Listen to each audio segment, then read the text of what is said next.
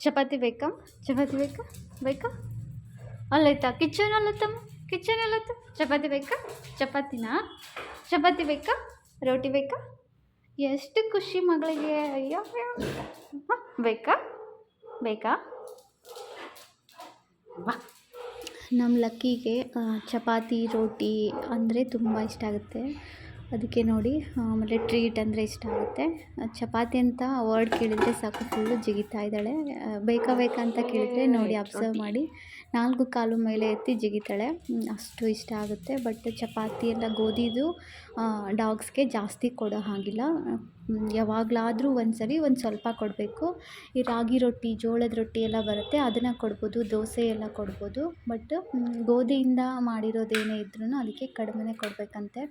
Gluten ಎಲ್ಲ ಇರುತ್ತಲ್ವ, so ಹಾಗಾಗಿ ಯಾವಾಗಲಾದರೂ ಒಂದು ಸ್ವಲ್ಪ ಕೊಡ್ಬೋದು. ಬಟ್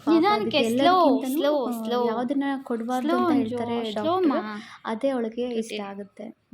ಆಮೇಲೆ ಹಾಲು ಮೊಸರು, ಹಾಲು ಇಷ್ಟ ಆಗುತ್ತೆ, ಹಾಲು ಕೊಡಬಾರ್ದು ಅಂತಾರೆ.